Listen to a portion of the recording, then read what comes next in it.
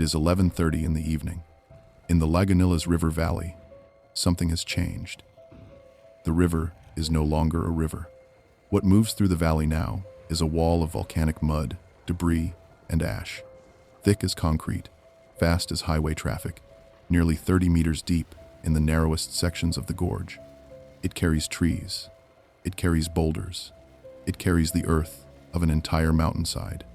It moves in the dark, through the rain, producing a sound that survivors would later describe as a low, relentless thunder. Something felt in the ground before it was heard in the air. 48 kilometers from the mountain that created it, at the base of the Lagunillas drainage, the town of Armero is asleep. Nearly 29,000 people. A prosperous Colombian city, the center of the regional cotton trade, the third largest city in the Tolima department. Streets lined with palm trees. A cathedral in the town square. An ordinary Tuesday evening. At 11:30, on the night of November 13th, 1985, the lahar reaches the edge of Armero. Within 10 minutes, 3/4 of the city ceases to exist. More than 23,000 people are killed, most of them in their homes, in the dark, in the rain, before they understand what is happening. Not by lava, not by fire, not by any of the phenomena most people picture when they picture a volcanic disaster. Not a single drop of lava ever reaches the town of Armero.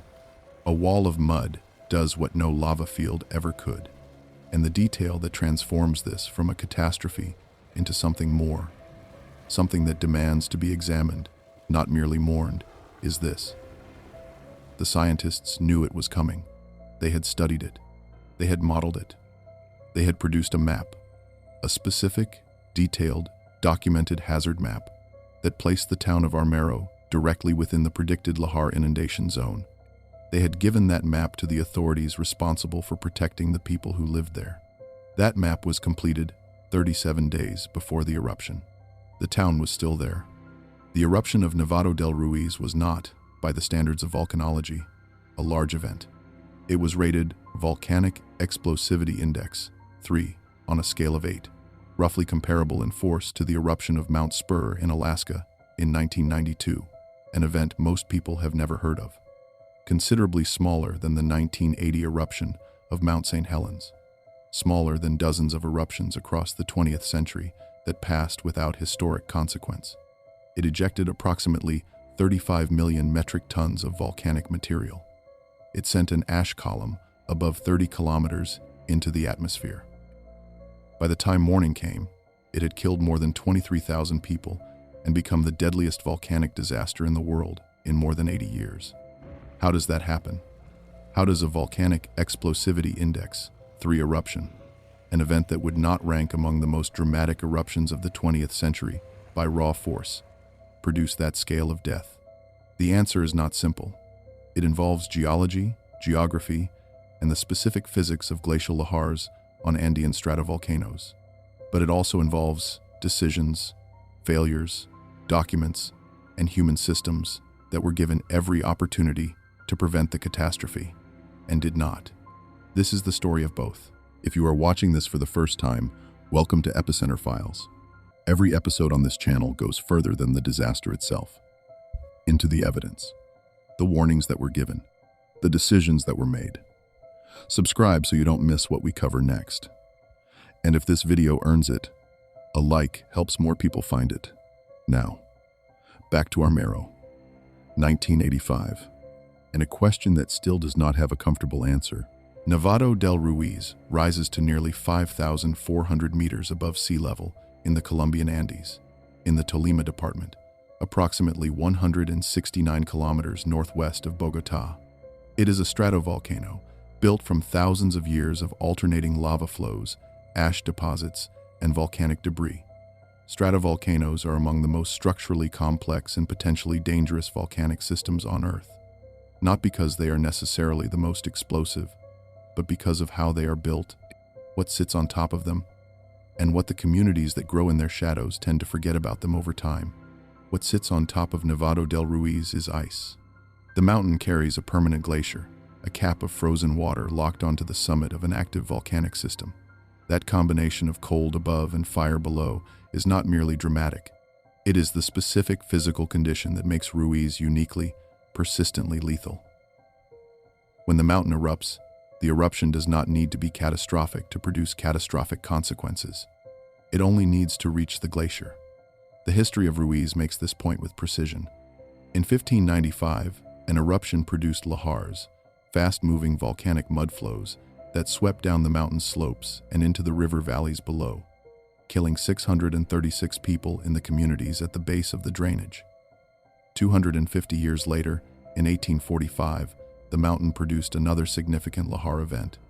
The flow traveled the full length of the Lagunillas River valley, spreading across the broad flatland at the base of the drainage and killing more than 1,000 people. That lahar deposited a deep layer of volcanic mud and debris across the flatland at the mouth of the valley. That deposit is where the town of Armero was eventually built. The people who settled there were not entirely ignorant of the history.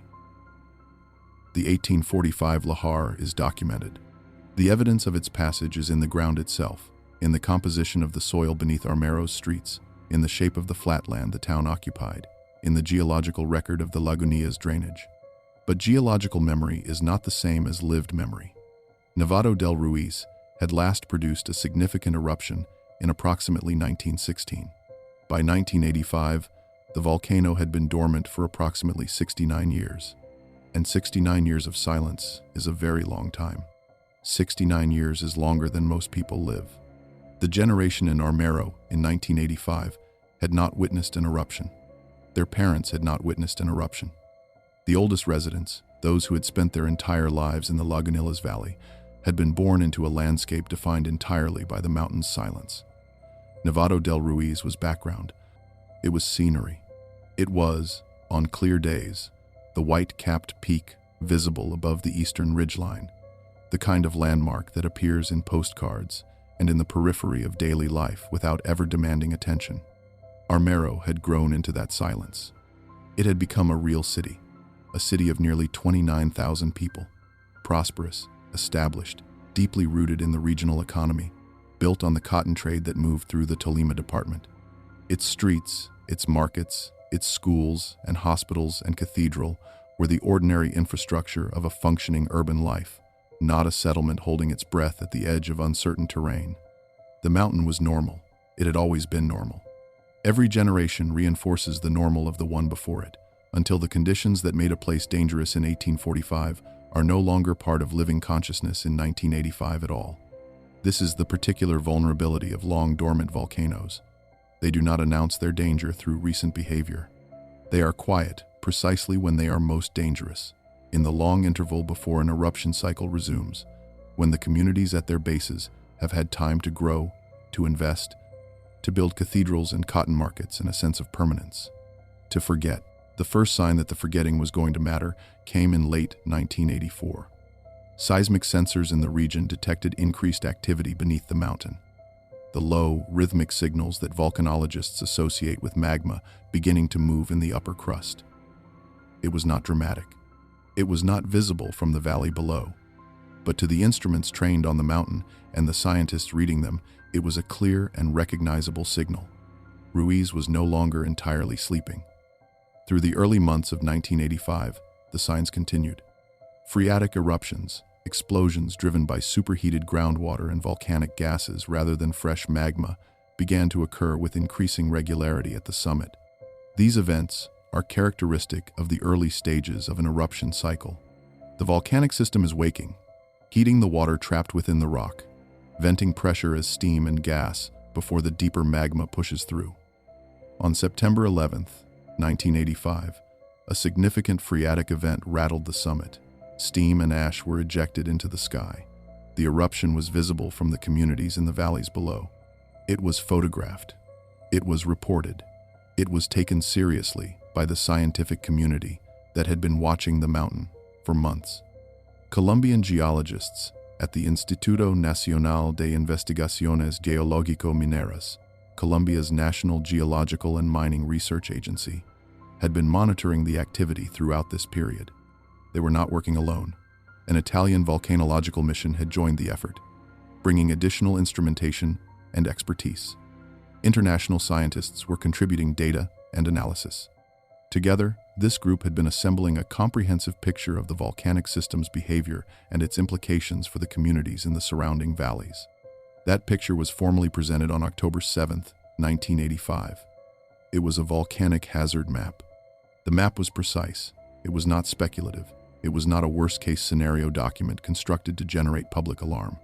It was the scientific community's best current assessment of what would happen and where if Nevado del Ruiz produced a significant eruption event. It was built from geological evidence, historical lahar deposits, river valley topography, and the established science of how glacial lahars behave on Andean stratovolcanoes. It showed the river drainages radiating outward from the Ruiz summit. It showed the valleys through which lahars from previous eruptions had traveled. It showed the zones of inundation, the areas that would be reached and buried if the volcano's ice cap were partially melted by eruption activity. The Lagunillas River valley was on the map. The flatland at the bottom of the valley, the alluvial fan, the deposit left behind by the 1845 lahar, the ground Armero had been built on, was on the map. Armero was in the highest risk zone. The assessment accompanying the map was unambiguous. It stated that lahars and flooding were, under the conditions then being observed, inevitable. It stated that Armero, positioned at the base of the Lagunillas drainage, would fall within the lahar inundation zone if a significant eruption occurred. It stated that the town could be evacuated safely within approximately 2 hours. 2 hours. The window existed. The document said so. The map was submitted to Colombian authorities. Copies reached civil defense offices and the offices of local government officials, and then it encountered the full weight of the environment in which it had to function. The distribution was limited. A small number of copies circulated. No systematic public communication campaign was organized to ensure that the residents of Armero or the residents of any of the other communities shown within the map's risk zones understood what the document said about the ground beneath them. When a version of the map appeared in the Colombian newspaper El Espectador, it contained a critical error. The scaling and the legend had been reproduced incorrectly in the published version. As a result, Armero appeared to fall within the green zone on the printed map, a color typically associated with lower risk. Readers in Armero who saw the newspaper version or heard about what it showed had a concrete visual reason to believe they were not in the highest danger. The opposition was not only passive. Local merchants pushed back actively against the posting of hazard maps in public spaces. The concern was direct and economic.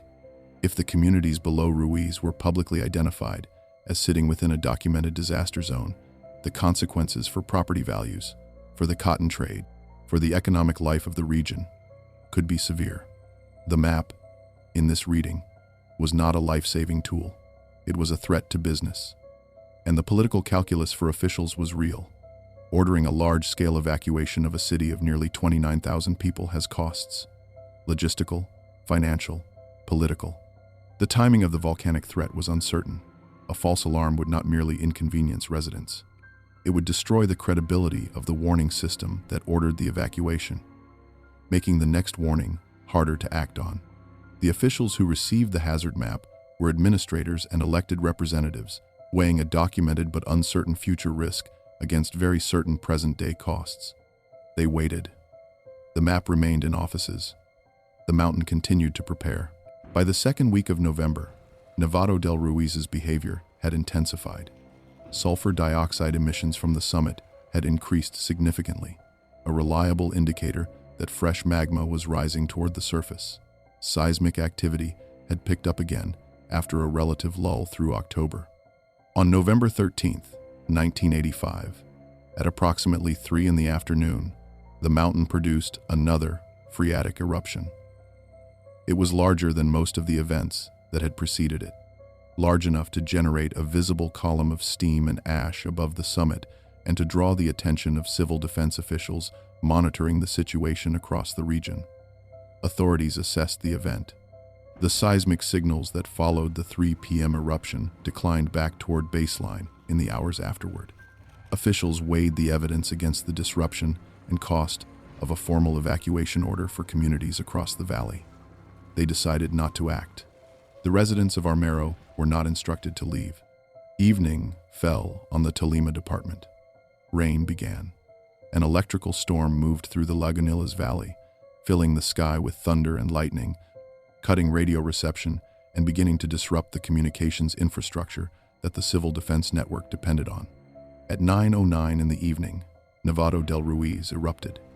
This was not a phreatic event. This was the magmatic eruption the October hazard map had been specifically designed to warn against.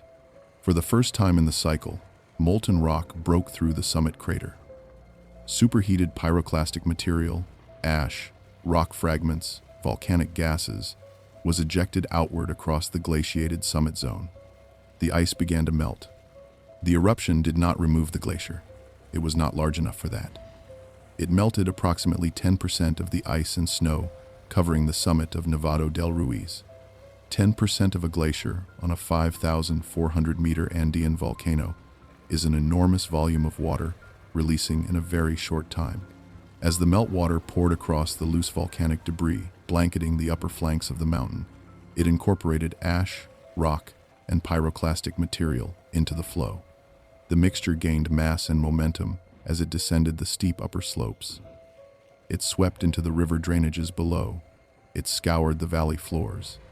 It incorporated existing river sediment, loose rock, and every material in its path, growing heavier and deeper with every kilometer it traveled. The lahar that formed in the upper Lagunillas drainage was, by the time it reached the lower valley, far larger and more destructive than the meltwater that had set it in motion. It traveled at approximately 50 kilometers per hour through the steeper sections of the upper gorge. In the narrowest canyon sections, the depth of the flow reached 30 meters.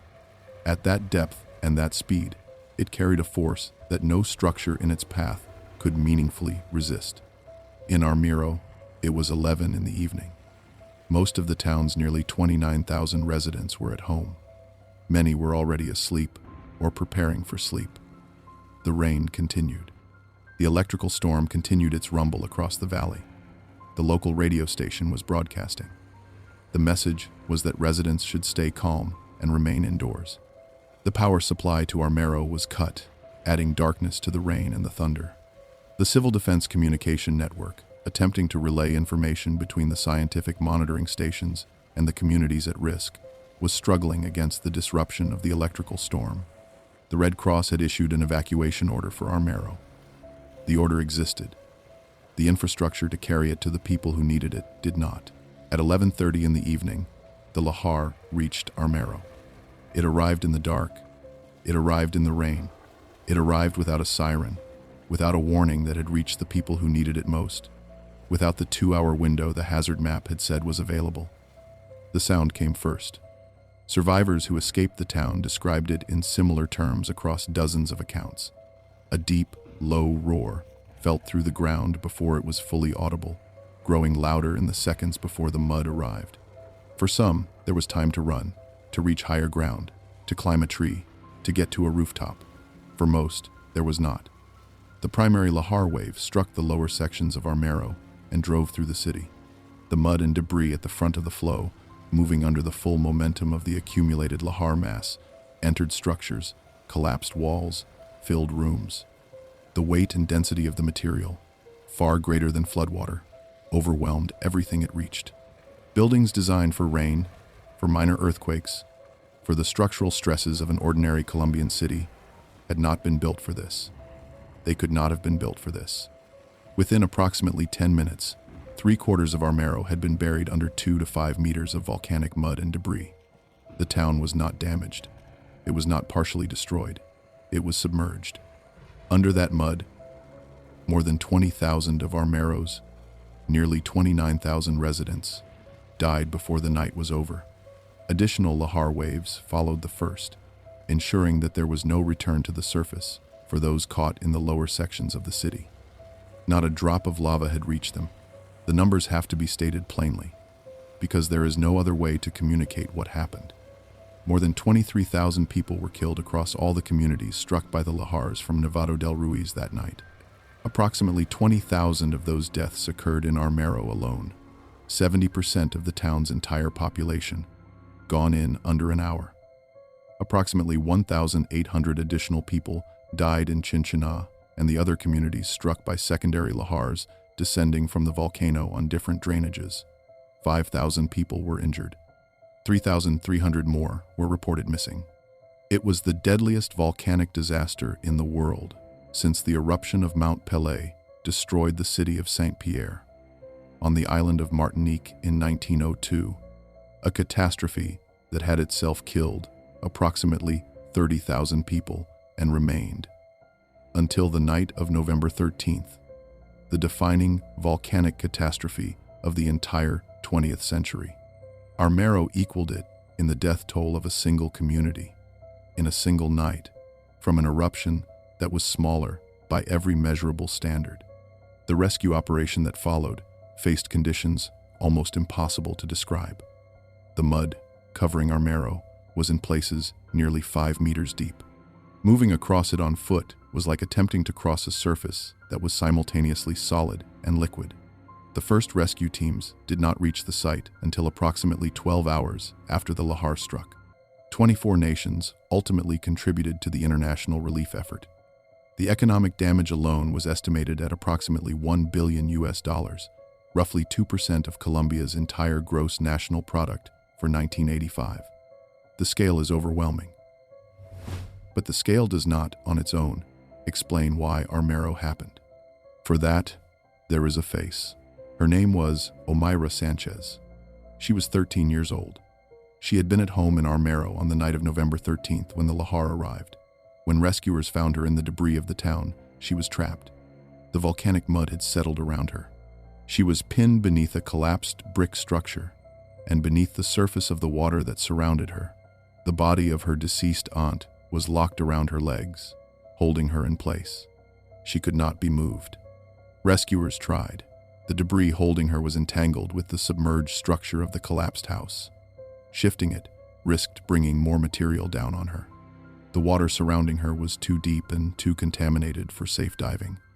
Every approach that might free her carried the risk of making her situation worse rather than better. She remained there. She remained conscious. She spoke to the rescuers, to the journalists who had reached the site, to the medical personnel who could treat the symptoms of her exposure but could not free her. She expressed concern for her family. She asked whether her father had survived. She asked for water. She spoke calmly, with a composure that those who were present for it would not forget. She held on through the first day and into the second, in the mud and the cold and the rain, in a city that no longer existed around her.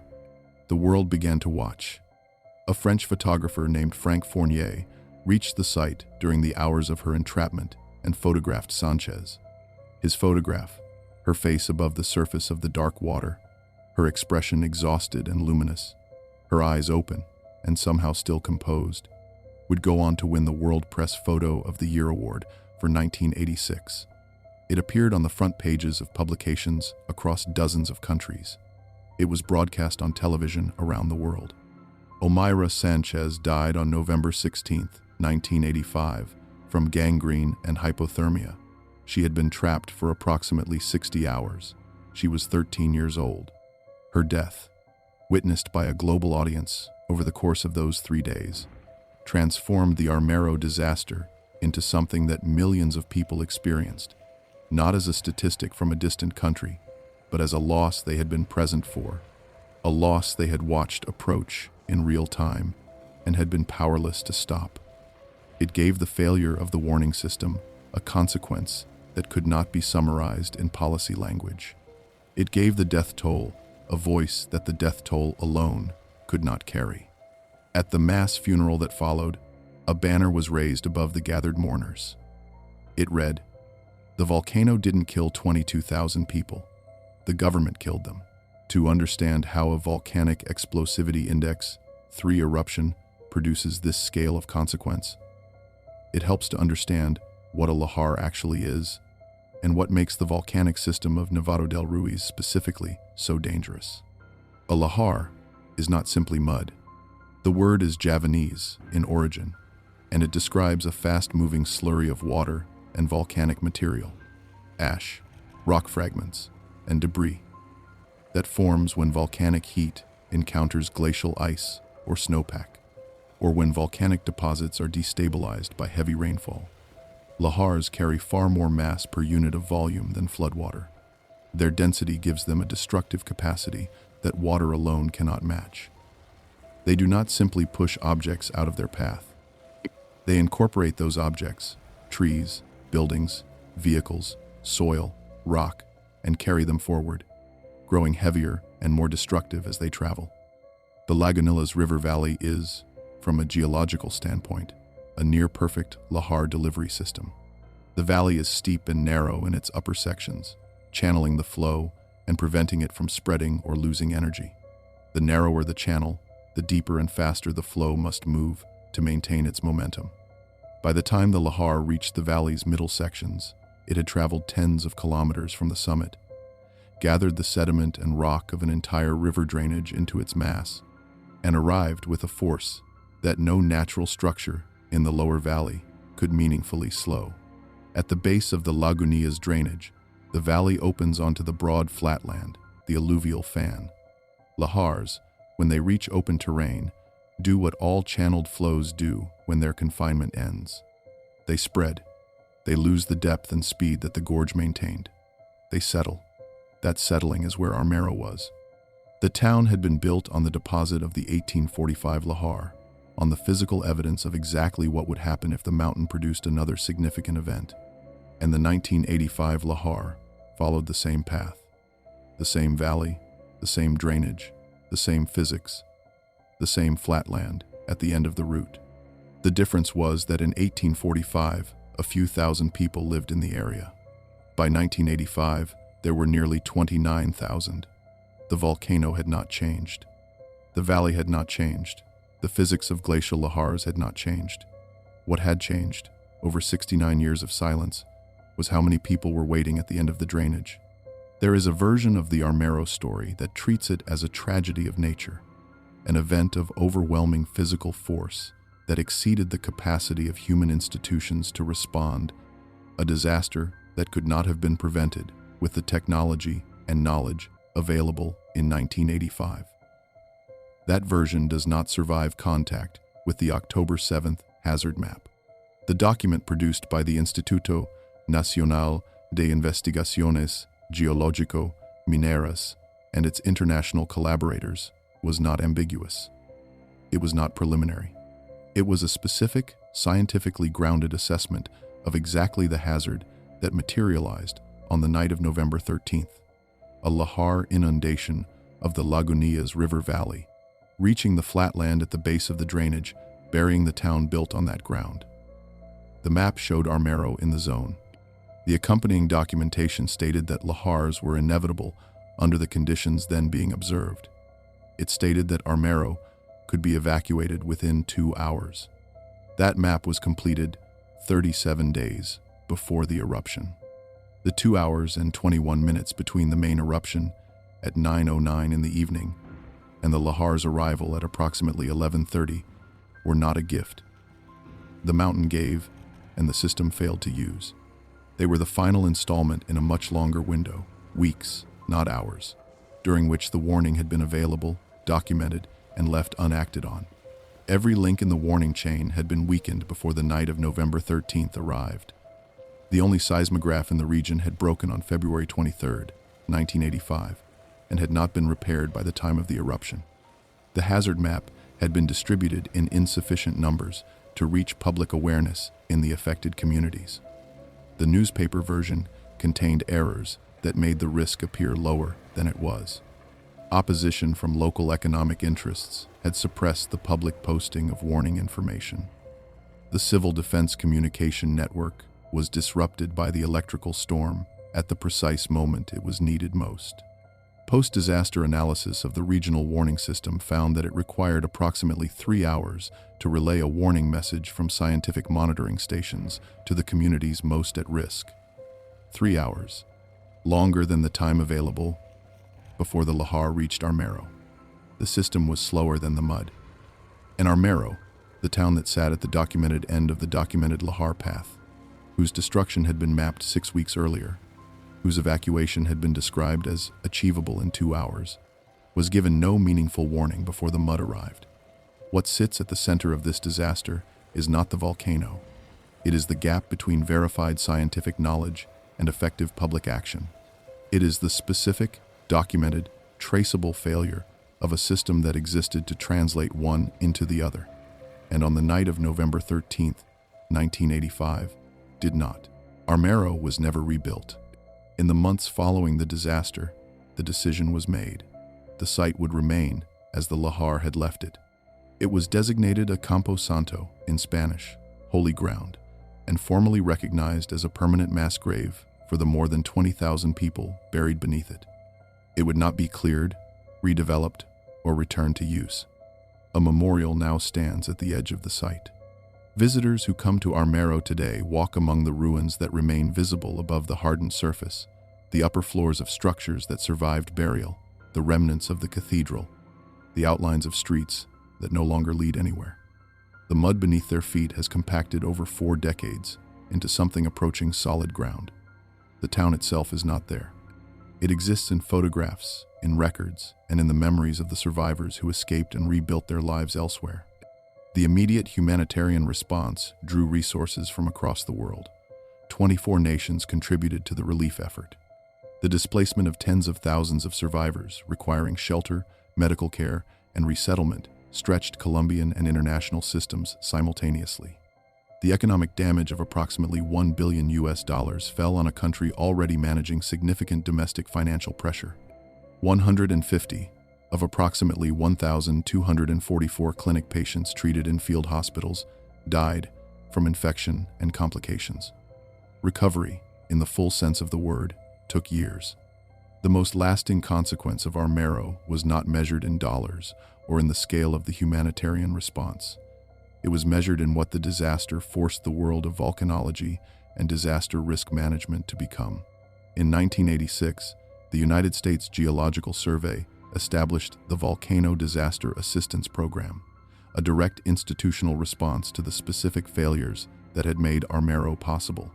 The program was designed to do precisely what the system had not done for Armero: to deploy scientific expertise and monitoring equipment to volcanoes showing signs of unrest around the world before a catastrophic eruption occurred, to support local and national authorities in developing and communicating hazard assessments, and to help bridge the documented gap between scientific warning and functional evacuation before it was too late.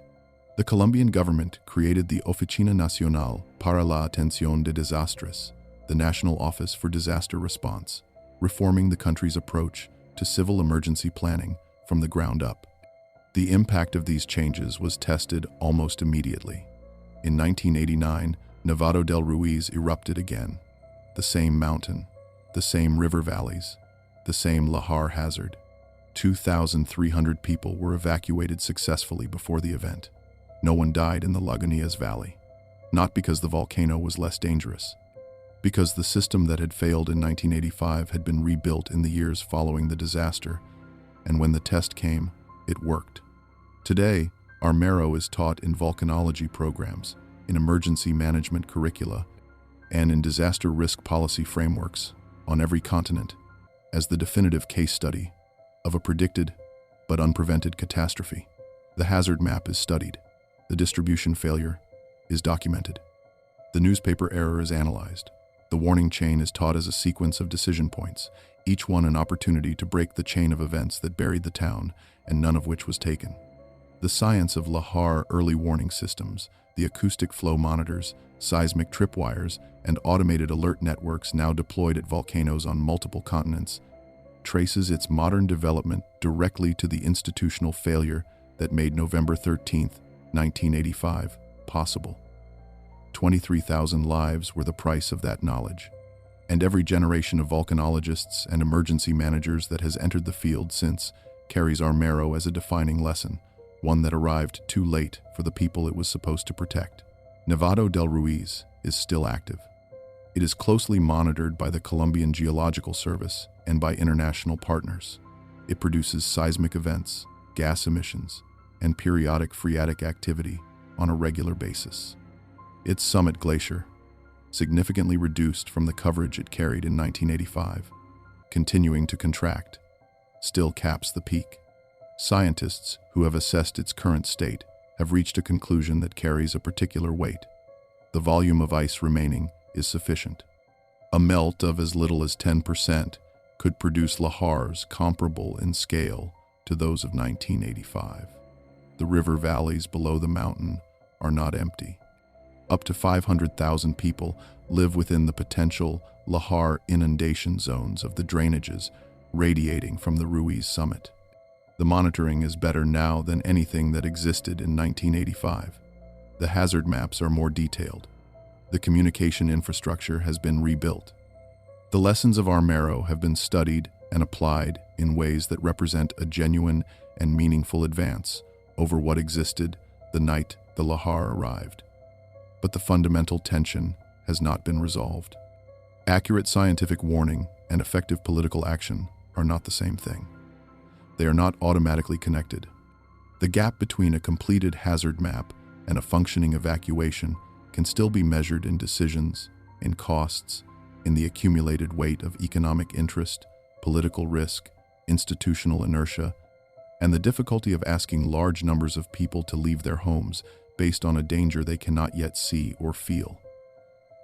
That gap exists not only in Colombia.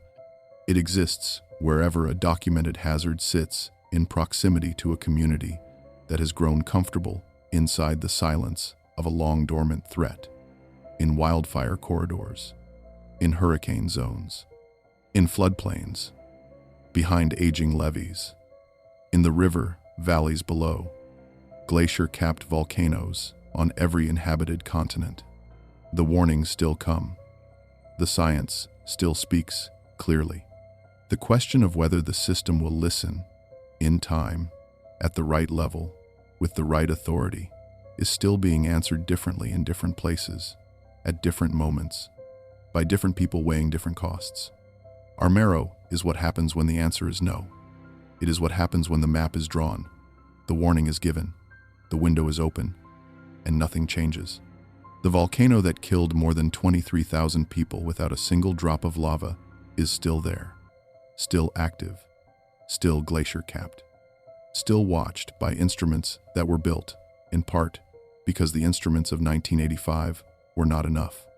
The lesson of Armero is in the ground, and in the map that was finished 37 days before the lahar and never found its way to the people it was built to save. If this documentary left you thinking about the disasters we can see coming, and the warnings we give, and the warnings we ignore, subscribe to Epicenter Files. Every episode goes beyond the disaster itself to examine what the evidence actually shows, what was known, what was missed, and what the catastrophe permanently changed. Drop a comment below. Which disaster do you think represents the clearest example of a warning that was given and not acted on in time? The conversation down there is always worth reading. We will see you in the next one.